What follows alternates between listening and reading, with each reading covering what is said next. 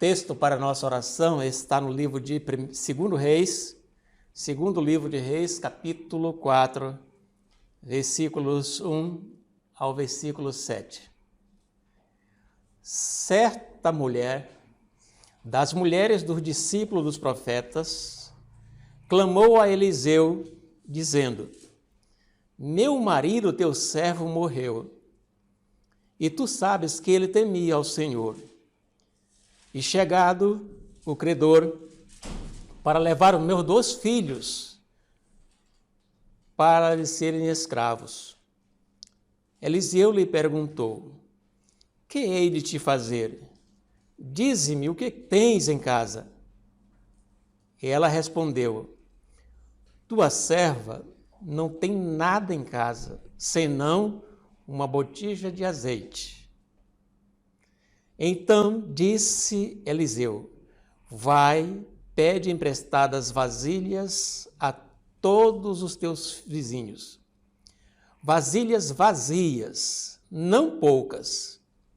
Então entra e fecha a tua porta sobre ti e sobre teus filhos, e deita o teu azeite em todas aquelas vasilhas. Põe à parte o que estiver cheia. Partiu, pois, dele e fechou a porta sobre si e sobre os seus filhos.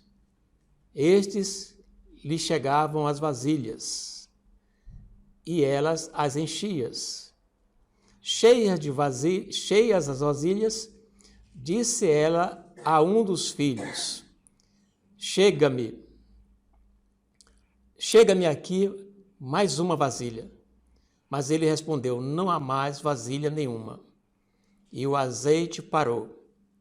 Então foi ela e fez saber ao homem de Deus e ele disse: Vai, vende o azeite e paga a tua dívida, e tu e teus filhos vive do resto. Queridos, o tema de hoje, vamos abordar um tema bem conhecido. O tema de hoje é: fase difícil não é o fim. Todos nós passamos por fases difíceis na vida. Há pessoas que, quando chega uma fase difícil, ela imagina que é realmente o fim de todas as coisas. Ontem mesmo, eu recebi um telefonema de uma senhora para nós começarmos os estudos. Não se preocupe que nós vamos dar o alimento. E comecei a orar com ela, disse: Olha, hoje eu não vou dar nenhum alimento, nós vamos apenas orar. Amanhã à tarde, que vai ser hoje, nós vamos fazer o primeiro estudo com ela dentro da palavra de Deus. Irmãos, há pessoas que pensam que as fases difíceis é o fim. O que existe no mundo hoje são pessoas sem perspectivas de vida.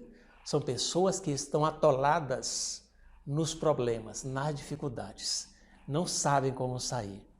Só hoje é que eu compreendo a importância de receber a comissão evangélica e de sair para pregar às pessoas.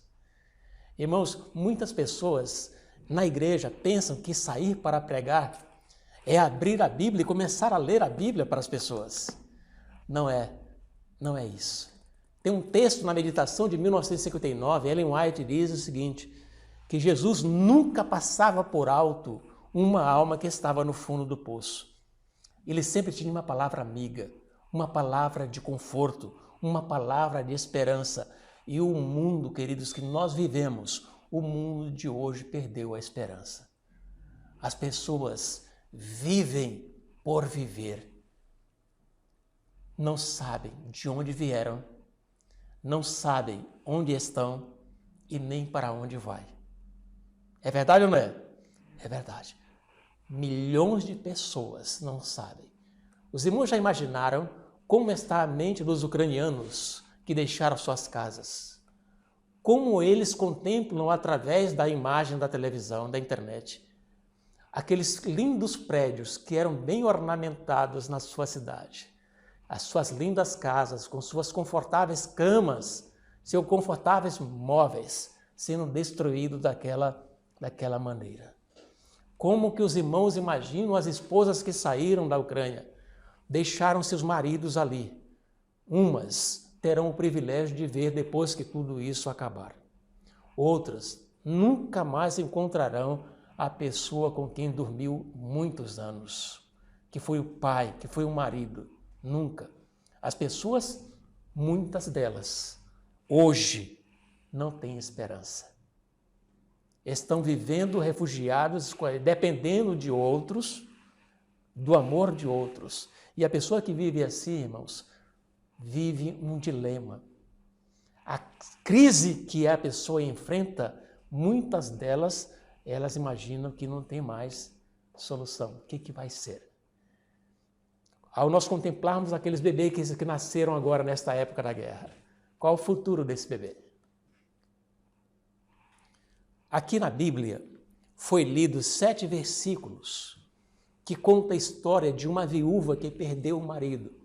Esse marido, ele era religioso, esse marido, ele era crente, cria em Deus, mas ele morreu e deixou dívidas.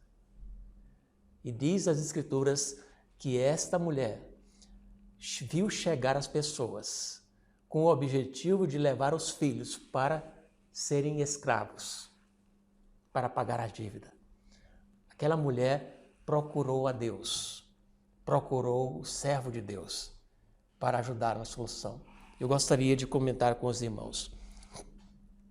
Esse texto aponta para uma mulher em desespero por várias razões. Era viúva, havia provado a perda do esposo, estava em crise financeira, os credores estavam à porta, vivia a expectativa de desintegração da família, os filhos seriam levados como escravos. O texto nos traz algumas dicas de como nós devemos agir em face do desespero ou desta fase difícil, de uma fase difícil. Irmãos, no versículo 1 diz que a mulher, ela era mulher de um dos profetas. Por quê? Eliseu era o professor das escolas dos profetas. E ali, naquela classe, tinha muitos alunos candidatos a profetas. E esta mulher, ela era esposa de um dos alunos de Eliseu, de um dos profetas. De repente, ele morreu. O esposo desta mulher era temente a Deus e conhecia um profeta de Deus. Ela tinha uma referência de fé que foram legados pelo esposo, onde nós depositamos nossas esperanças determinadas em determinados momentos. Onde existe Deus, onde está Deus. Nós precisamos correr para os braços de Deus. Interessante é que a viúva, ela apelou para Eliseu intervir no caso de qualquer maneira. A responsabilidade de um homem de Deus é estar aqui.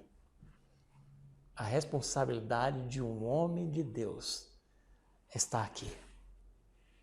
Essa semana eu vi um vídeo de um padre, um testemunho de um padre bem pequeno, que me chamou a atenção, sabe?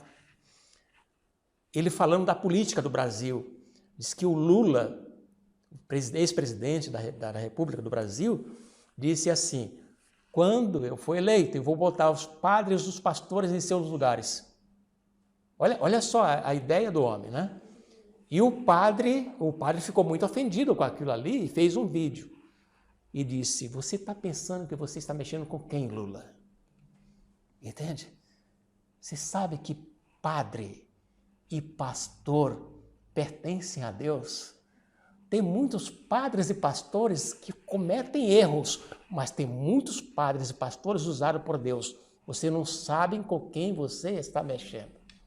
Ele está certo ou está errado? Está certo? Irmãos, um pastor, um padre, um presbítero, um rabino, seja onde ele estiver, que ele é um líder espiritual, se ele é honesto, ele é usado por Deus. Está certo? E ai de quem tocar nesses homens. Ai de quem tocar nesses homens. No passado tinha uma pessoa que era ungida, tinha sido ungida, ele se desviou do caminho. Mas outro ungido não ousou tocar nele durante o período que ele estava em erro. Os irmãos sabem o que é isso? Pessoa tocar num ungido do Senhor. Ele poderia tudo, ele tinha condições de tirar a vida daquele que procurava matar. Saul queria matar Davi, mas quando Davi teve a oportunidade de matar Saul, matou?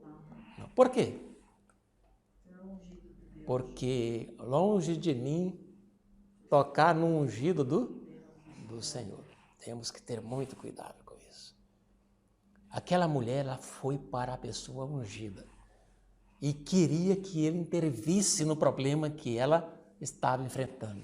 Olha só o que aconteceu. No versículo 4, no capítulo 4 de Êxodo capítulo 4, versículo 2 diz: E o Senhor disse-lhe: Que é isto na tua mão? E ele disse: Uma vara. Olha só que o Senhor perguntou para Moisés: O que é isso na tua mão? Ele disse: Uma vara. Pedro e seus companheiros tinham na mão suas redes de pescar, e o menino tinha apenas 5 pães e 2 peixinhos. A maioria das vizinhas da viúva tinham em casa as vasilhas vazias, que não estavam sendo usadas. Ele orientou que ela deveria pedir o maior número de vasilhas vazias. E o azeite que ela tinha em casa deveria encher todas as vasilhas. Interessante como foi operado este milagre, né? E quando tudo estava cheia, aí o azeite parou. Enquanto não, estava lá jorrando azeite daquela vasilha. A quantidade de azeite que recebeu foi limitada apenas pelas vasilhas disponíveis. E isto, por sua vez, foi determinado por sua fé. Irmão, no livro de Mateus, no capítulo 9, verso 29, diz que tudo nós devemos fazer conforme a nossa fé. Conforme a nossa fé. Faça-se-vos conforme a vossa fé. Numa crise, nós precisamos exercer fé. O dinheiro da venda dos azeites foi suficiente para pagar a dívida e promover o sustento para ela e seus 2 filhos. Um outro ponto que devemos ter cuidado aqui, que devemos tomar nota, é que nós não devemos nos deixar tomar pelo negativismo. Hoje, o que existe de pessoas negativas ao nosso redor, é ou não é? Os irmãos perceberam que na lição da escola sabatina de recapitulação diz o seguinte, que aquelas pessoas que causam divisões na igreja, qual é o conselho que a Bíblia dá para nós? Por que a gente tem que se separar dessas pessoas? Porque são pessoas negativas. Os irmãos entenderam? São pessoas negativas. Quando você está em companhia de uma pessoa positiva, como é que você se sente? Se sente bem, confortável, né? Confortável.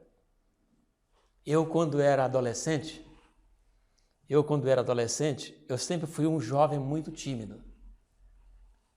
Muito tímido. Eu tinha medo de tudo, de todos. Mas tinha um lugar que eu me sentia muito corajoso.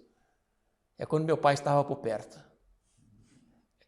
Quando meu pai estava por perto, eu era o menino mais corajoso do mundo. Entende? Porque meu pai sempre foi um pai muito positivo. Um pai seguro. Um pobre, mas confiante. Aquele homem aquela pessoa que transmite confiança para o filho temeroso. Esse era o meu pai. Ainda é, até hoje. Até hoje. Essa semana eu liguei para ele e ele disse, filho, já está chegando o dia de a gente se reunir de novo. Vamos lá, não desanima. Sempre ele diz isso, não desanima de se preparar. Cuida com a preparação. Está lá, já com o corpo bastante usado pelo tempo, mas está dando palavra, sempre foi assim, sempre. Bem esperançoso. Então, irmão, quando a pessoa é negativa, quando a gente se aproxima dela, a gente já sente o negativismo. A gente perde a nossa própria estabilidade. É por isso que a Bíblia diz que devemos estar longe dessas pessoas. Pessoas assim, são perigosas. Esta mulher se aproximou de Eliseu porque sabia que Eliseu era um homem de Deus, era um homem de confiança, era um homem de ânimo, de pronto serviço, um homem que ajudava, um homem que solucionava os problemas. Bom, aqui no versículo 2, Eliseu diz assim: que hei de te fazer? Dize-me o que tu tens em tua casa. Os irmãos perceberam aqui? O que Moisés tinha na mão? A vara. O que o menino tinha na mão? 5 pães e 2 peixes, né? O que os pescadores tinham na mão? A rede. E Deus usou tudo. O que Dorca tinha na mão? Agulha, né? Uma agulha. Roupas, fios, linhas. Então Deus usava isso. Então Eliseu perguntou para a mulher: o que tu tens em casa? Eu disse: olha, eu só tenho uma vasilha com azeite, só isso. Ele disse: isso é suficiente. Vai, pede vasilhas. Dizem que o otimista e o pessimista são 2 passageiros do mesmo comboio. O pessimista está no último assento, no derradeiro vagão, voltado para trás, por isso vê todas as paisagens indo. Esse é o pessimista. Ele vê tudo passando, tudo no passado. Bom, o otimista, ele senta no primeiro banco, olhando para frente. E por isso ele vê tudo o que o pessimista vê, só que com um detalhe: tudo vindo. E no momento de desespero, corremos o risco de ver o pouco como sendo nada. Então nós precisamos confiar mais em Deus. Outro texto que nos chama a atenção nesse versículo 2 é que a mulher aproveitou a oportunidade. O profeta deu a dica para ela e ela não mediu esforço, porque ela poderia ter dito assim: olha, as minhas vizinhas não vão ter vasilha suficiente, eu não conheço ninguém que pode me ajudar. Certo? Olha só, olha os seus vizinhos como... Vamos aqui analisar bem. Você sabe o que o seu vizinho tem na sua casa, na casa dele? Ninguém sabe. Ninguém sabe. Antigamente, na cidade onde eu nasci, no interiorzinho, a gente conhecia todos os nossos vizinhos, sabia o que eles tinham. Tudo. É ou não é, irmã Zilma? É ou não é? Brasil é assim. As pessoas entravam na nossa casa, nós convidávamos, a pessoa passava pelo corredor, entrava, via tudo que tinha na cozinha, né? Tudo que tinha na cozinha. Não tinha medo de ninguém, não tinha aquela questão de inveja, aquela cobiça, não tinha nada. A gente sentava, conversava a tarde toda. Depois ia embora contente. Outro dia a gente ia na casa deles, fazia a mesma coisa com a gente, tomava um cafezinho ali, sabia de tudo que tinha. Hoje, para entrar numa casa, ninguém quer saber nada. Ninguém sabe mais nada. Aquela mulher, ela poderia dizer: eu não vou conseguir. Não. Ela foi e pediu. O profeta mandou. Os meninos foram e pediram. E as vasilhas vieram. Irmãos, no versículo 3, olha só o que diz: vai e pede emprestar a todos os teus vizinhos vasilhas vazias, não poucas. Não poucas. Ela foi e recebeu. Agora ela tinha um grande negócio. Agora ela tinha azeite suficiente para vender, pagar a sua dívida e viver o resto da vida com seus filhos. Que coisa. O que ela tinha em mão? Azeite. Só um pouquinho de azeite. Só um pouco de azeite. Deus não precisa do muito para operar milagre. Bom, no versículo 4. Agora vejam só isso aqui. Então entra e fecha a porta sobre ti e sobre teus filhos, e deita o azeite em todas aquelas vasilhas e põe à parte o que estiver cheia. Partiu, pois, dele, fechou a porta sobre si e sobre seus filhos, e ele lhes trazia as vasilhas, e elas as enchia. Existem milagres para o público e existem milagres para serem guardados. Então aqui, irmãos, nesse versículo 4 e versículo 5, chama a nossa atenção para nós mantermos a nossa intimidade com Deus. Nossa intimidade com Deus é importante. A lição de hoje vem falando, né? Estudar a palavra, o que mais? Orar sem cessar. Né? É o sucesso para o segredo de muitas pessoas hoje. Certo? O segredo é esse. O jovem aqui que é acadêmico, olha aí, ó, deu um testemunho hoje aqui que eu fiquei muito feliz. Eu posso estudar Platão, posso estudar Aristóteles, mas o conhecimento deles não preenche o vazio que há na minha alma. O que preenche são os estudos e a vida de Jesus Cristo, né? Porque Jesus Cristo, ele é muito mais filósofo do que Platão, do que Aristóteles e outros. O maior psicólogo que já existiu é Jesus Cristo. E o livro de psicologia que realmente resolve os nossos problemas é a Bíblia. Está bem claro? É isso que nós precisamos entender. Outro ponto. Não compreenda o milagre como um fim em si mesmo. Versículo 7.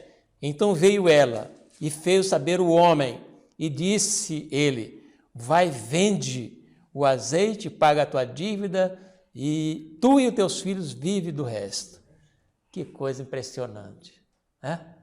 Agora tinha ali um comércio. Abriu uma empresa de vender azeite, olha aí, né? Vendendo azeite, arrumou dinheiro e nunca mais faltou nada, nunca mais faltou nada, certo? Irmão, nós precisamos fazer essa experiência agora. Tem pessoas na nossa vida, na nossa rua, no nosso prédio, na nossa vizinhança, que ele tem alguma coisa lá dentro de casa. Basta eu chegar alguém e dizer: olha, faça isso que dá certo. Faça isso. O mesmo Deus que usou Eliseu pode usar a irmã Amélia, pode usar o irmão Carlos, o irmão Peixoto, para esse trabalho. Nós somos os profetas de Deus hoje. E as pessoas que vêm à igreja, elas vêm em busca de socorro. Elas vêm em busca de algo que ela não possui. Ela vem com o coração vazio e quer voltar com o coração cheio. E é por isso que aqui na igreja nós temos que estar bem unidos um com o outro. Bem felizes, bem em paz um com o outro.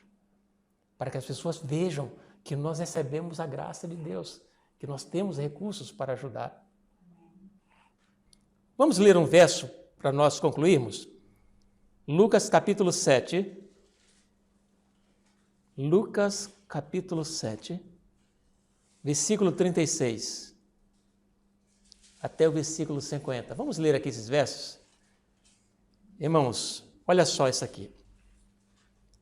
Versículo 36 diz: e rogou-lhe um dos fariseus que comesse com ele. E entrando em casa do fariseu, assentou-se à mesa. Eis que uma mulher da cidade, uma pecadora, sabendo que ele estava à mesa na casa do fariseu, levou um vaso de alabastro do unguento. E estando por detrás, aos seus pés, chorando, começou a regar-lhes os pés com lágrimas, e enxugava-lhes com os cabelos de sua cabeça, e beijava-lhes os pés, e ungia-los com o unguento. Quando isto viu, o fariseu, o que tinha convidado, falava consigo, dizendo: se este fora profeta, bem saberia quem e qual é a mulher que ele tocou, pois é uma pecadora. Bom, e respondendo Jesus, disse-lhe: Simão, uma coisa tenho-te a dizer. E ele disse: dize-a, mestre. Um certo credor tinha 2 devedores. Um devia 500 dinheiro e outro 50. E não tendo eles com que pagar, perdoou-lhes a ambos. Dize, pois, qual deles o amará mais? E Simão respondendo disse: tenho para mim que é aquele a quem mais perdoou. E disse-lhe: julgaste bem. E voltando-se para a mulher, disse a Simão: vês tu esta mulher? entrei em tua casa e não me deste água para os pés. Mas esta regou-me os pés com as lágrimas e me enxugou com seus cabelos. Não me deste ósculo, mas esta, desde que entrou, não tem cessado de me beijar os pés. Não me ungiste a cabeça com óleo, mas esta unge-me os pés com unguento. Pois eu te digo que os seus muitos pecados são perdoados, porque muito amor. Mas aquele a quem pouco é perdoado, pouco ama. E disse-lhe a ela: os teus pecados te são perdoados. Os que estavam à mesa começaram a dizer entre si: quem é este que até perdoa os pecados? E disse à mulher: a tua fé te salvou, vai-te em paz. Que lição isso aqui, né, irmãos? Que lição nós precisamos tirar desses versos aqui? Simão achava que ele era melhor do que a mulher pecadora.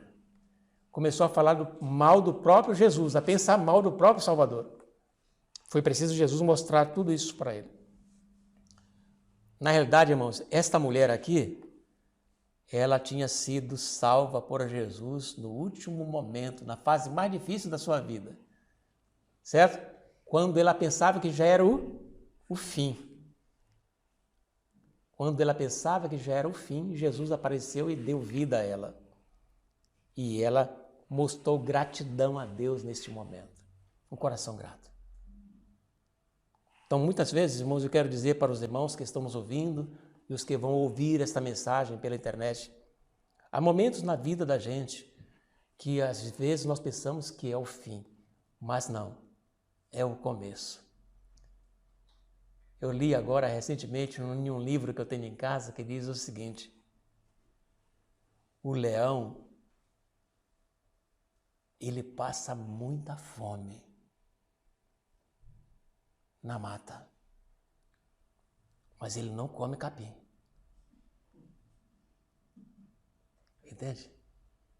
Ele passa dias viajando até encontrar comida para ele. Por quê? Ele é o rei da selva, o rei da selva. O mais forte.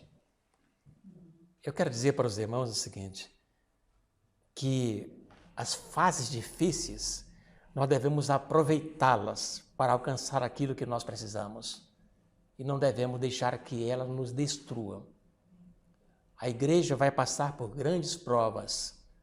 E essas provas é para aumentar, robustecer a nossa fé e não para nos tirar da igreja, nos tirar da fé. Precisamos avançar, mesmo sobre provas. Mesmo que nós tenhamos que passar grandes aflições, precisamos avançar. Aqui no livro Refletindo a Cristo, tem um texto que eu quero deixar para os irmãos. Teria alguém, alguma vez, erguido suas mãos para Jesus, dizendo: salva-me, Senhor, passando ele de largo? Jamais, jamais. Jesus ouve o mais débil clamor. Ninguém precisa desfalecer, chorar ou desanimar.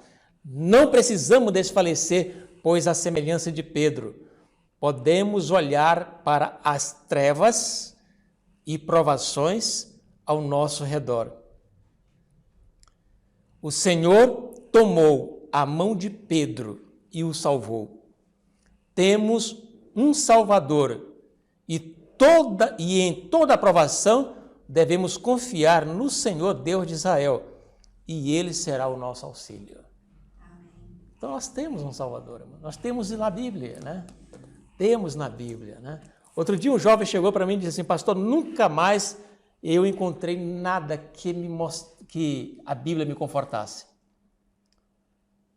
Mas por que ele falou? Ele estava no fundo do poço, cheio de depressão também.